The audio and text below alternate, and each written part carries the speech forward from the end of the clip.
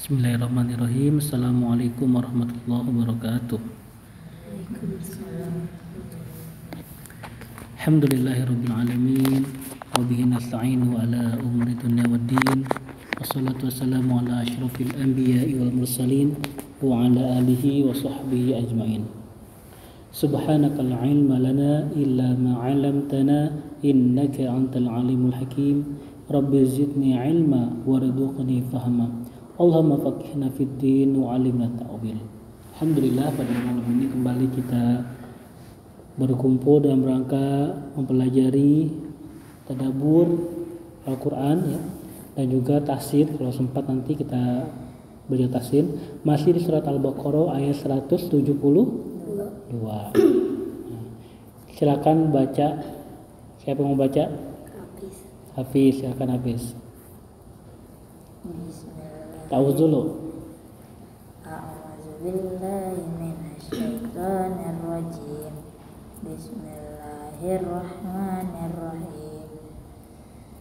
Ya ayyuhalladzina amanu kulu min thayyibatina. Ya ayyuhalladzina amanu kulu min thayyibati ma razaqnakum washkuru lillahi in kuntum iyyahu ta'budun. Terjemahnya?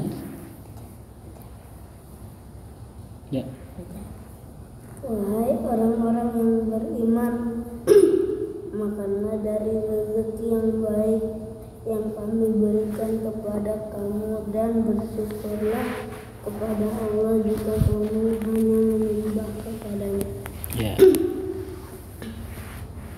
Kita sekarang pada fokus kepada haramnya makanan ya. Bagaimana makanan itu menjadi haram? Di sini di pembahasan di buku tafsir ayat ya ayyuhalladzina amanu di surat Al-Baqarah ayat 172 ini ada pertanyaan, apakah sisa darah pada urat dan daging. Waalaikumsalam warahmatullahi wabarakatuh. Pada urat dan daging ya, apakah sisa darah pada urat dan daging ini apakah haram? Nah, di sini dibahas para ulama sepakat bahwa darah itu haram dan najis ya. Darah kita nih itu haram, najis. Makanya kalau kita lagi sholat berdarah ya harus dicuci tuh ya, kecuali darahnya darah sedikit doang misalnya, atau mungkin darah nyamuk juga, kalau sedikit nggak apa-apa gitu. Tapi kalau banyak mengalir apalagi berarti sholatnya nggak sah karena ada darah ya di tubuh kita. Tidak dapat dimakan dan tidak pula dapat dimanfaatkan tuh. Darah tuh nggak bisa dimakan, nggak bisa dimanfaatkan, karena Allah telah menyebutkan darah dalam ayat yang menjadi pembahasan dalam seruan ketiga ini. Seruan ketiga maksudnya di surat ayat Al-Baqarah 172 ini adalah seruan ketiga ya, secara mutlak. Namun Allah SWT membatasinya dalam surat Al-An'am yang berbunyi atau darah yang mengalir. Tuh. Ada pembatasan, yaitu darah yang mengalir. Maka dari itu para ulama cenderung mengarahkan pengharaman yang mutlak ini kepada pengharaman yang telah dibatasi atau muqayyad ya. Maksudnya telah dibatasi nih, haramnya di apa? Itu ada dalam Al-Qur'an. Jadi jangan bingung lagi yang haram apa, yang halal apa gitu. Udah ada dalam Al-Qur'an. Bangkai itu haram, ya kan? Darah itu haram. Nah, atau dengan kata lain, para ulama hanya mengharamkan darah yang mengalir saja tuh. Hanya darah yang mengalir saja. Ulama mengatakan seperti itu, ya. Imam Al-Qurtubi berkata, darah diharamkan selama tidak mendatangkan bahaya. Darah diharamkan selama tidak mendatangkan bahaya. Adapun darah yang mendatangkan bahaya itu adalah darah yang terletak di dalam daging dan urat. Itu dalam daging dan urat itu bahaya kata darah itu. Ya.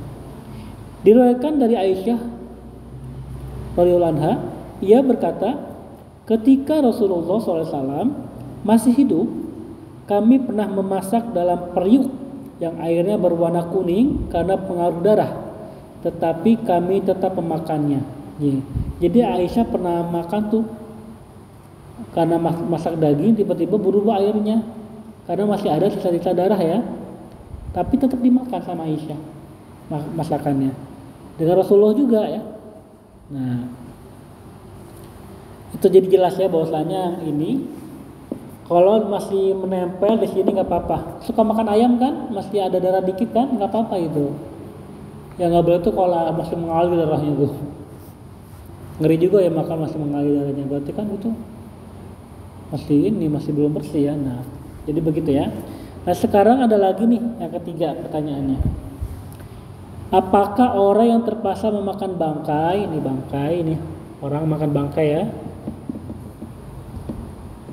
Orang makan bangkai diperbolehkan memakannya sampai kenyang, dimakan sampai kenyang nih. Apakah boleh dimakan sampai kenyang? Ataukah memakan sesuai dengan kebutuhan saja? Atau sesuai kebutuhan saja ya. Jadi kalau ada bangkai ini makannya sesuai kebutuhan atau sampai kenyang. Nah, pertanyaannya begitu. Dalam hal ini pendapat para ulama terbagi menjadi dua.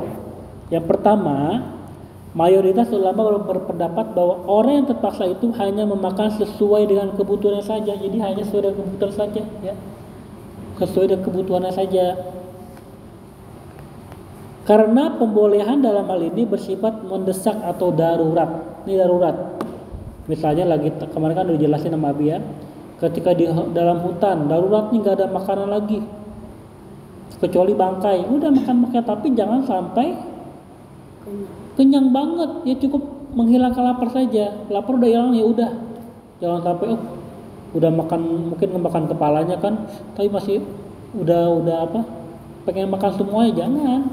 Ya, karena diharamkan memakan bangkai kalau dari berlebihan atau di luar dari kebutuhan. Maka harus disesuaikan dengan tingkat kebutuhannya. Itu pendapat mayoritas ulama ya. Ada khusus ulama nih namanya Imam Malik ya. Imam Malik berpendapat bahwa orang yang terpaksa diperbolehkan untuk memakannya sampai kenyang. Tuh, kalau Imam Malik boleh sampai kenyang. Bangkai ini kalau lagi lapar nggak ada makan lagi, sampai kenyang boleh. Karena sesuatu yang bersifat mendesak darurat. Alasannya sama, karena darurat juga nih. Itu dapat menghilangkan pengharaman. Kenapa? Karena Imam Malik berpendapat sesuatu yang bersifat darurat itu dapat menghilangkan pengharaman. Sehingga bangkai itu menjadi boleh dimakan. Artinya mubah ya, boleh dimakan artinya mubah, boleh dimakan ya. Begitu. Jadi kalau menurut mayoritas ulama sesuai kebutuhan ya, ini mayoritas ulama ya. Kalau ini menurut Imam Malik. Jadi imam itu ada banyak ya, gak hanya kita kan Imam Syafi'i ini. Kebanyakan di kita tuh Imam Syafi'i ada Imam Malik, Imam Syafi'i, Imam Malik, Imam Hanafi, apalagi Hambali, Imam Hambali ya.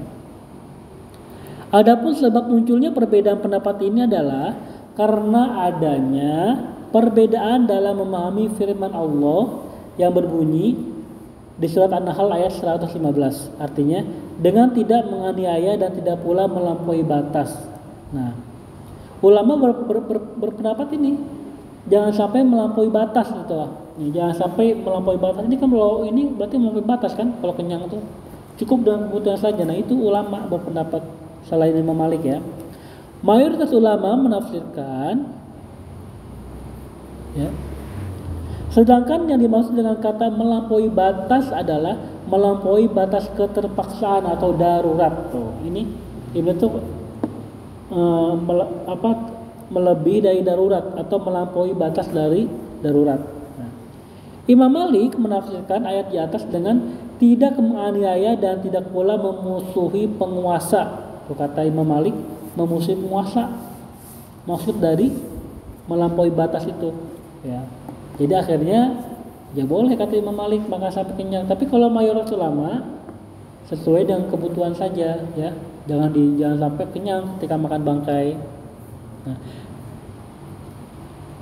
ketahuilah wahai saudaraku, se-Islam, agama ini memiliki dua dimensi. Pertama, meninggalkan hal-hal yang dilarang. Tuh, yang dilarang kita tinggalkan ya. Kita pengen tahu yang dilarang apa ya, kita belajar ngaji. Kalau kita ngaji, kita nggak tahu apa yang dilarang, apa yang dibolehkan, apa yang diharamkan, ya, apa yang diwajibkan, itu kita nggak tahu kalau kita nggak ngaji. Ya. Kedua, menjalankan ketaatan. Ya, jadi kalau itu menjalankan ketaatan. Jadi dua dimensi itu meninggalkan yang dilarang dan menjalankan ketaatan. Ya. Adapun meninggalkan hal yang dilarang itu lebih berat. Ternyata meninggalkan yang dilarang itu lebih berat. Contohnya apa? Zaman sekarang riba, ya. Riba itu kan haram tapi berat ditinggalin. Orang mau aja minjem uang ke bank pakai bunga gitu kan. Begitu. Apalagi sekarang banyak pinjaman online. Kalau yang minjemin dosa nggak? Ya? Kalau yang minjemin dosa nggak? Sama. Yang minjemin dosa, ya, maksudnya yang minjemin yang pakai bunga ya, bukan yang minjemin. Iya, kalau yang minjemnya. Ya lama. Dia kan ngasih uang kelebihan. Bahkan yang kerja, yang minjemin namanya minjemin sama-sama dosa. Bahkan yang kerja pun security di sana termasuk dosa juga. Yang membantu semua pekerjaan, yang staff-staffnya juga sama. Yang dia sebagai teller, sebagai kayak saya yang minjemin doang, yang minjemnya kagak. Semuanya kena. Oh, yang minjemin kena juga. Iya. Yang minjem juga sama. Begitu. Pinjol kan kalau banyak. Iya. Pangkeliling apa? Adapun meninggalkan hal-hal itu lebih berat karena ketaatan itu dapat dikerjakan oleh setiap orang. Sedangkan meninggalkan hawa nafsu itu hanya dapat dilakukan oleh orang yang sungguh-sungguh beriman tuh. Jadi kenapa kita lihat sekarang kok ada orang yang rajin ke masjid? Kenapa? Karena imannya kuat. Kalau orang yang nggak ke masjid, berarti imannya lemah. Bisa kita membedakan seorang itu aja. Kalau dia rajin ke masjid nih, oh berarti imannya kuat nih. Apalagi subuh-subuh, lagi dingin, udah gitu ngantuk, bangun tidur orang ke subuh ke masjid, berarti kan imannya kuat itu, ya kan? Nah, patokannya itu aja. Masjid aja patokannya itu, ya. Tapi kalau meninggalkan yang dilarang itu adalah berat ya, berat. Tapi kalau ketaatan itu dikerjakan oleh setiap orang, sedangkan meninggalkan hawa nafsu itu hanya dapat dilakukan oleh orang yang sungguh-sungguh beriman, ya. Jadi yang meninggalkan hawa nafsu itu hanya dapat dilakukan oleh orang yang sungguh beriman. Oleh karena itu, yang disebut dengan muhajir adalah orang yang berhijrah dari hal-hal yang dilarang Allah. Itu ada hijrah dia. Yang tadinya dia suka mabok, dia nggak jadi mabok lagi. Suka judi, suka pinjam online, hijrah dia nggak pinjam online lagi, pinjol ya. Sedangkan mujahid adalah orang yang sungguh-sungguh mengendalikan diri dan hawa nafsunya. Tuh. Nah, ternyata masih banyak nih ya, karena sudah azan, ya. Kita cukupkan sampai di sini. Ya. Demikian, ya kita nggak bahas tahsin ya, karena waktu sudah isya. Insya Allah nanti pekan depan aja ya, pekan depan kita tahsinnya. Ini sekarang kita tadaburnya, insya Allah pekan depan kita tahsin. Demikian dari saya, dari Abi. Mohon maaf jika ada kesalahan dan kekurangan. Akhirul kalam. Kita baca doa kafaratul majlis. Subhanaka Allahumma wa bihamdika asyhadu an la ilaha illa anta astaghfiruka wa atubu ilaik. Wassalamualaikum warahmatullahi wabarakatuh. Sudah jam?